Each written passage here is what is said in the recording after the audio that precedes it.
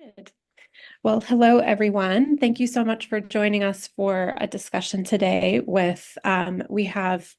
we'll be discussing the film My Missing Screw, which we're so excited is screening at the Miami Jewish Film Festival. Today we have with us Nitsan, the filmmaker of My Missing Screw, along with William McKeever, the president of the Florida Clubhouse Coalition, as well as he's also with the Academy at Glengarry and the Academy at Bradenton. And we're also joined by Debra Webb, the CEO of the Key Clubhouse of South Florida and the former president of the Florida Clubhouse Coalition. So thank you so much, everyone, for being here. Thank you. Thank you. So, this film, My Missing Screw, it's such a wonderful film. There's so much joy and humor and beauty in the midst of talking about some really tough issues. And so, Nitsan, thank you so much for bringing this story to the world. And also, I'm excited to connect with you all today to talk about how this is resonating with folks in Florida. Nitsan, to kick things off, I wonder if you could give folks a background on how did you hear about this unusual story, and how did you know you wanted to make a film about it? So in 2015, someone put me in contact with an artist, Raphael, who was working on an art project with refugee children in Uganda. These were refugee children that were deported from Israel in 2012. And he was doing a project that was aimed at helping them to heal from trauma.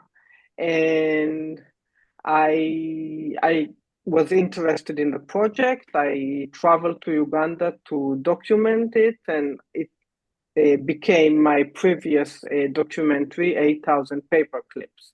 And while working on the film and working with Raphael, I learned about his journey with a screw.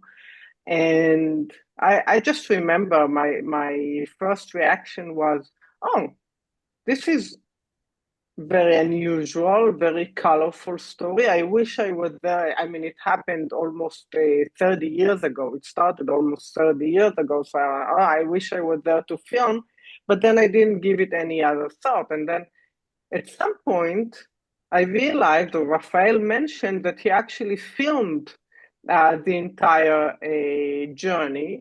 And he sent me a photo of this huge cardboard box with VHS tapes and all kind of weird formats that, I didn't even know how I'm supposed to be able to view them.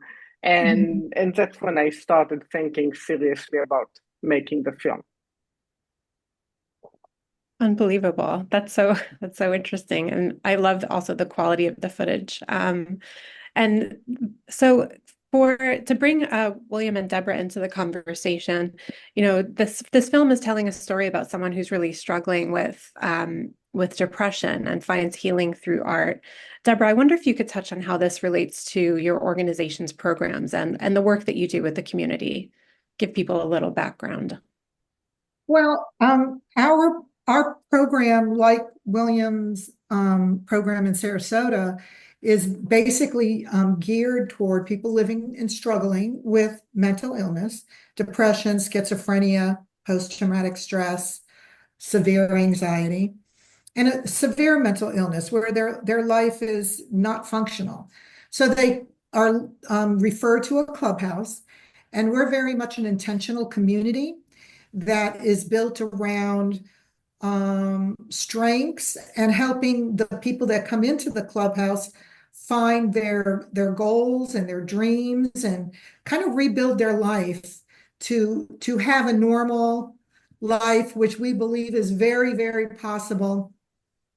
And but it's not a treatment facility. It's not a medical facility. It's very much a community of people that are trying to restore themselves. And so we do this through work. We call it recovery through work. And so they actually come into the clubhouse, which is typically a very welcoming environment, very dignified, very beautiful.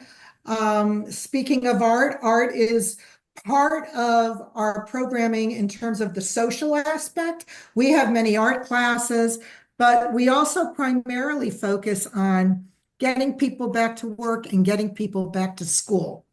Where they had a break in their life because of no fault of their own, a psychotic break, things stopped. So we're trying to bridge them back, okay? Whether it be back to school, whether it be back to work.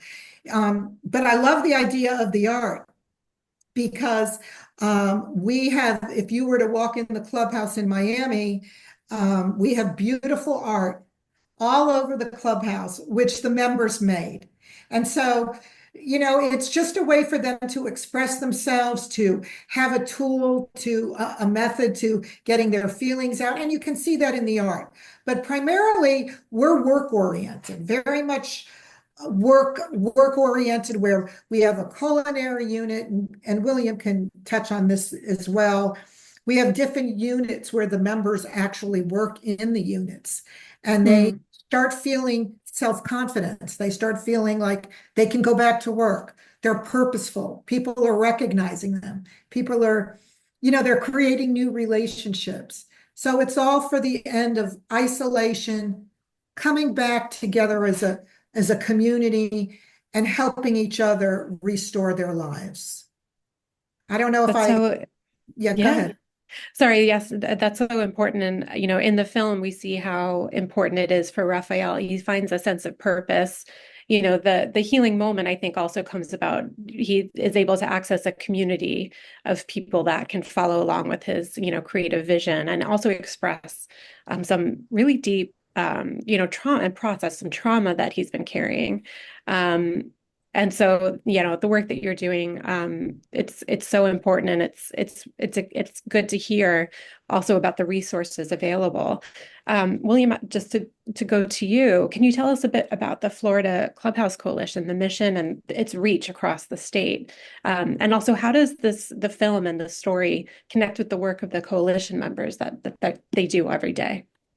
Sure, thank you, and it's a pleasure to be on this call. So the mental health clubhouse movement started, to give a little background, with Fountain House in New York City in 1948. So we all follow what we would refer to as the Fountain House model. It's now called Clubhouse, and we belong to an international organization called Clubhouse International. So in the state of Florida, there are now 20 mental health clubhouses. And we're really proud. Our mission really here in Florida for the coalition is to promote the expansion of the Florida Clubhouse movement, the quality of our programs, and the sustainability. And over the last 6 years, we've doubled actually the number of Florida Clubhouse programs. And you know, this film resonates with us on so many levels. But it's the journey of recovery. We talk about the recovery from mental illness and people recovering their skills and abilities, purpose in life, reintegrating back into society. And as with Raphael's journey, often from a psychiatric hospital in crisis to leading a productive life and contributing back to society, really resonates with the purpose of the Clubhouse movement and the experience of our members. Mm-hmm. And Nitsan, you know, did you know from the beginning that this was the story that you wanted to tell? Tell us a bit more about that. No. So initially, I was attracted to the story just because it's so colorful. I watched some of the footage, and I was struck by just the uniqueness, the sense of absurdity, I want to say, you know, Raphael carrying the screw in Dachau, or his interactions with Lance at the studio reminded me of, I don't know, Charlie Chaplin or Roberto Benigni. So I was just at the beginning attracted to that. I was like, oh, wow, what a crazy story. And the way we did it, so Raphael lives in Israel and I live in New Jersey. So the way I did the research, we had a weekly phone conversation that I would record for we would talk for about an hour, hour and a half, and I followed the story chronologically. He would give me the details, and then I would transcribe it and start trying to make sense of it. And at some point, I realized that there's a very interesting aspect of his family and his relationship with his son, which I wasn't aware of from the get-go. And that touched me on a personal level because I grew up with a parent. My father suffered from severe bipolar disorder. He suffered trauma when I was about 2 years old, and after that he began showing symptoms of mania, and then started cycling between manic episodes and depression. So it's something that me and my sister grew up with, and I was very aware of it and what's going on with him. And lucky for me, my mom, she was very young. She was 24 at the time. She somehow had the sense of making sure that my sister and me will stay in touch with my father and be part of his life. And he always was a part of our life. So for me, that was very, very important to talk about that in the film. And when I saw how important Ty is to Raphael and how important Raphael is for Ty, I thought that I must include that as an aspect of the story. Mhm. And that's, I think, I think pulling through that thread, the theme in the film about the impact on the wider family and the integral role also family members play both as caregivers, but also that they also need support. William and Debra, how does the Florida Clubhouse Coalition and your organizations, how do you think about like sort of that caregiver integration into your work? Well, do you want to go first, William, or? Oh, go ahead, Debbie. You know, I will say that for those members that do have family members, they are so fortunate. There are many members, again, we call them members, but there are many members that don't have family members. And then we become their family. But God bless you and your father because you had him, and that family connection is very, very important, even though sometimes it might be difficult for you. But I mean, I'm thinking for him too, to have, family members that accept him and that will stay connected to him and support him is really part of the journey of the healing part. I've got, and sometimes it's hard for family members because they don't understand the mental illness. And it becomes a difficult situation on how do I relate to my family member? And many times we have meetings and get-togethers with the family member and the member. We never meet without the member out of respect for them. And, making sure that they're treated in a dignified manner. But I definitely see a major difference with those members that have families that actually can help support them. Now, that's not the whole answer. They need their therapy, they need their psychiatrist. There's this whole continuum of care, and Clubhouse plays a role in that as the restorative community, if you will. But we many times get to know the families just as well as we get to know the members, and it's so important for their healing. So I'm happy your dad had you and had the love of his family because it's a difficult disease. Mm-hmm. William? Yeah, that was a really good answer. Like many clubhouses, the Academy of Glengarry and Bradenton were founded by a group of family members. So most mental health clubhouses have a foundation and a board that's guided by family members and their lived experience.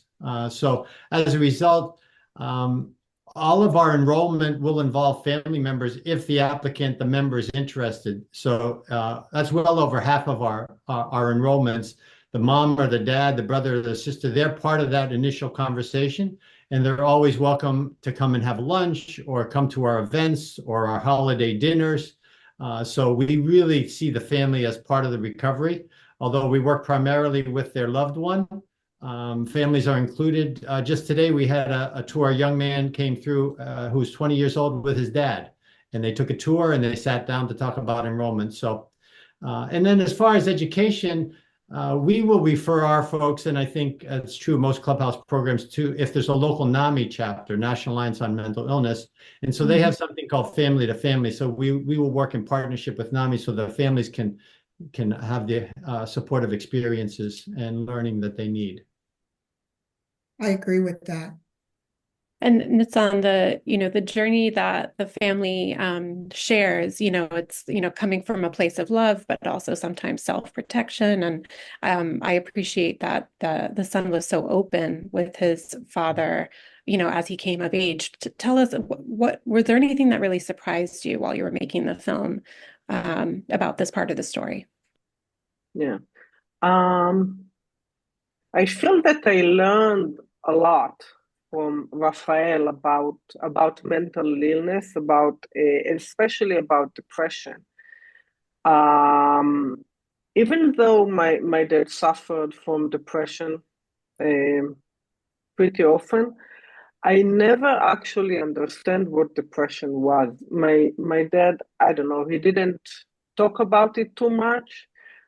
Maybe he wasn't able to really explain it. And I remember speaking to Raphael, and at some point he went into a very detailed explanation of what depression feels like, at least for him. I mean, I'm sure there are different forms of it. And I was surprised that some of the aspects, he describes it as almost like a mental paralysis. And it's not something that I've heard of before. And I remember thinking that I wish I understood that when my dad was still alive. It would have helped me to understand. I think part of the misconception about depression is linguistic. The fact that we use the word depression so casually in society, any teenager would say, "Oh, I'm so depressed. I got a B on my exam," or "My best friend is moving away." And we use the same term for depression, for clinical depression. And people don't understand that it's a totally different phenomena. I remember one specific part of the interview when Raphael said that before attempting suicide, he thought that his son would be better off with him dead, without him in the world. And I was like, I was shocked. I never thought about it that way. I was really surprised, and yeah, that's one of the things I remember specifically as being surprised about. Yeah, this is an issue that affects so many families. I'm sure people watching this today might know someone or have been impacted, even themselves. William and Deborah, does your organization, at this time when sort of we talk about this mental health crisis, what does your organization do to sort of raise awareness, to dispel myths, and to also sort of equip members with a better understanding too of what they're facing?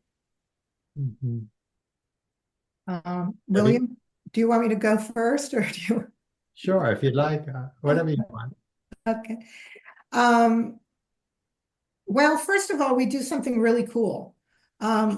We do this throughout our whole international network. Is we help people find jobs, and through helping them find jobs, we reach out to the business community. And this is part of the Clubhouse that I absolutely love. And I love all parts, but this is special to me. We call it transitional employment. We actually help people get back to work so they can thrive and live a long, happy life, right? A normal life where they feel purposeful, not only being part of the clubhouse, but now going out and getting a paycheck.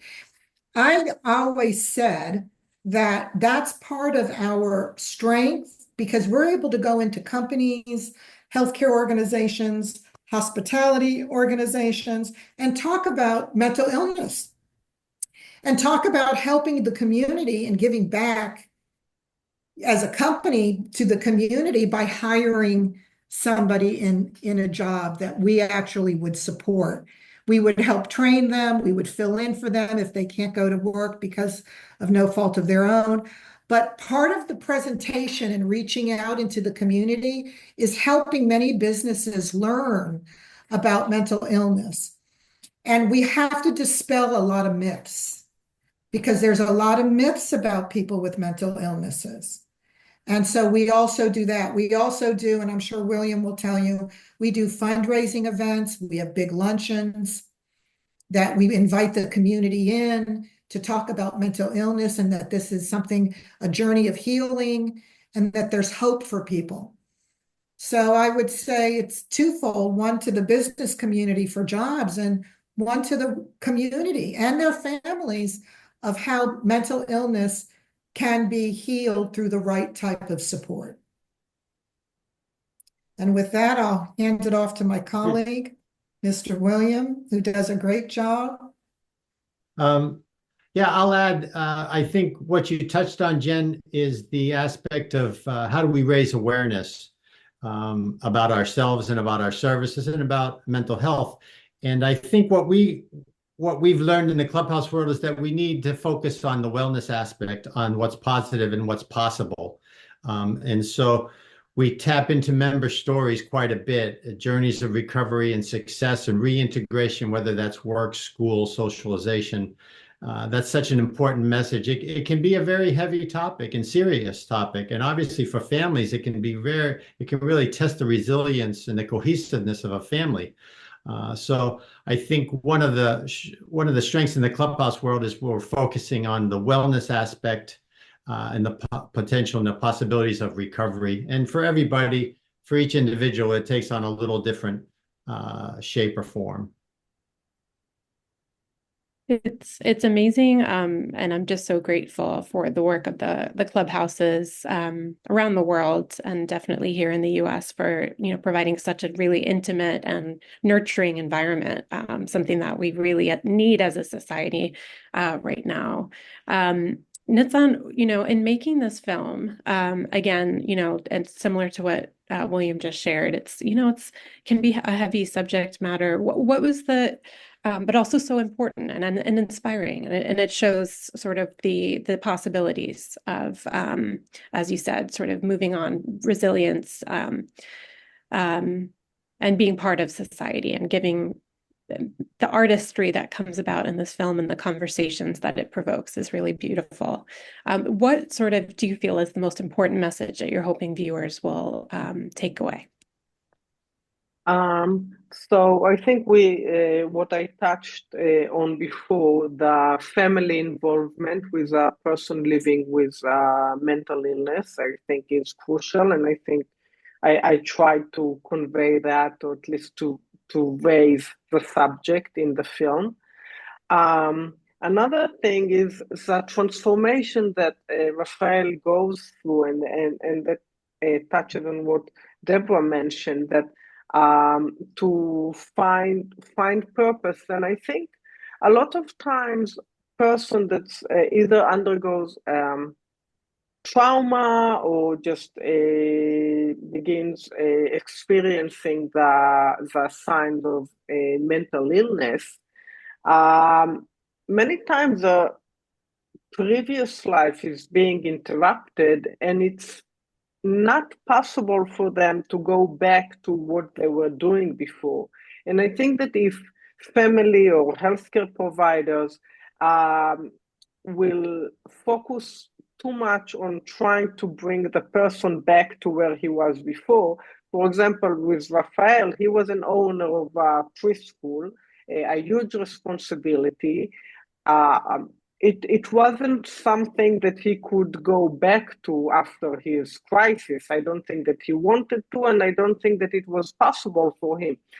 And the fact that he found for himself a new calling, a new occupation, I think that was extremely important. And like Debra mentioned, that you try to find jobs for the members and something that will bring back the self-worth.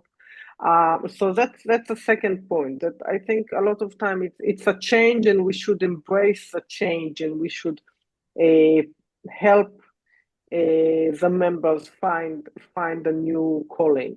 And the third part is obviously the benefit of art. I think art has a great power to heal, and I think it helps everybody. I mean, it should be part of the life of anyone that has an inclination, and definitely anyone struggling with mental health issues.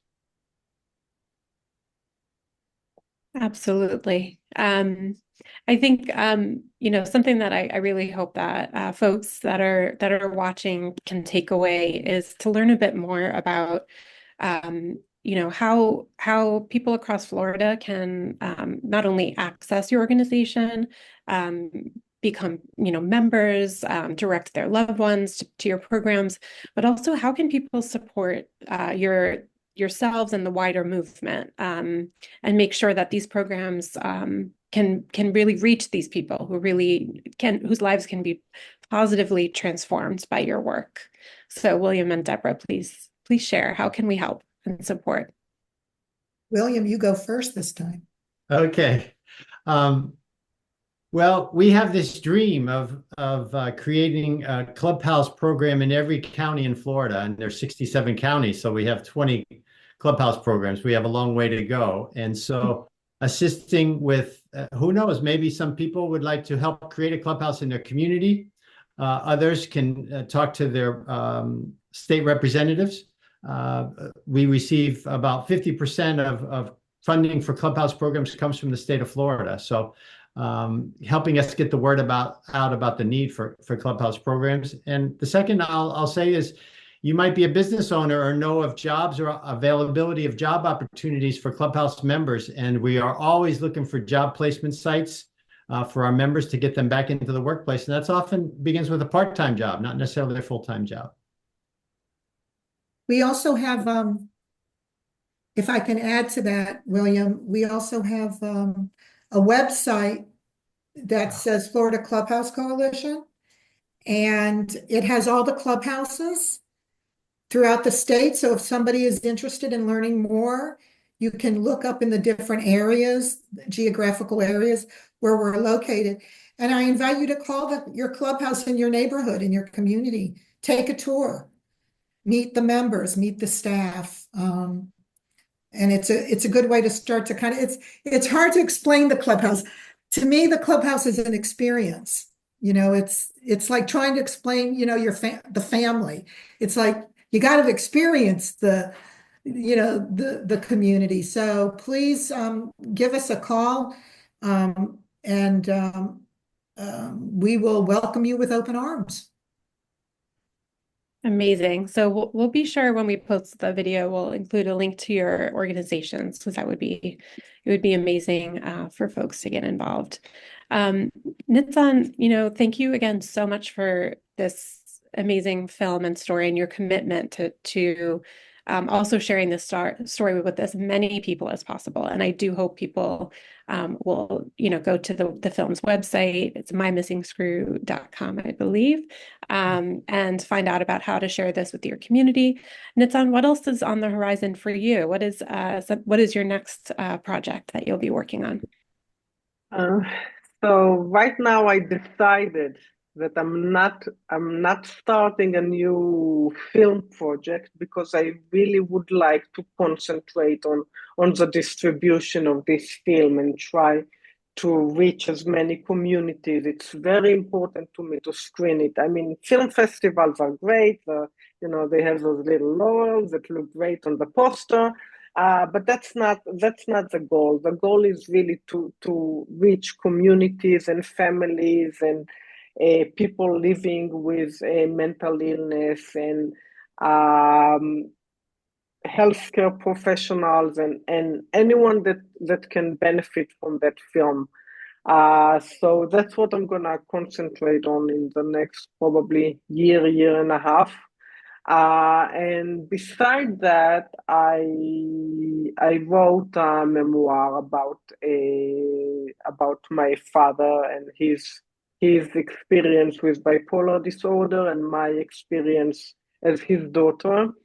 I started writing it during COVID. I got it was like the first month of COVID, and I got an email from a writing school like, oh, we're starting a memoir writing class, and I was like, interesting. I mean, there was not much to do back then other than experimenting with baking my own bagels. So I figured why not, and I joined the class and I started writing and I continued and I finished it not too long ago, and it's gonna be on Amazon in a couple of months. And Oh, yeah, so yeah, I'm gonna buy it. I want to buy it. I want to read it. Thank you. That's I'll awesome. definitely send you a link when it's Oh, done. please. Yes, yes, yes. Well, That's I want to say thank you to all of you, and Nitsan. That's an incredible project and also gift. I think we can learn so much from each other's experiences. yeah. Things that you don't expect to happen. You can feel at a loss and you can feel very isolated. So I see that the three of you all interconnected in terms of your work together. It's on telling these stories, and Debra and William, the support that you provide. And again, also helping Clubhouse members to share their own stories and go on and find the support they need to thrive. So I want to thank all of you so much for your commitment and dedication, making the world a better place, and providing visibility for this important story to be told. Thanks Thank so you much so for spending much. time with us. Thank you. Thank you. Beautiful. Thank you Congratulations, very much. Nitsan. Congratulations. Thank Thank you you. so much.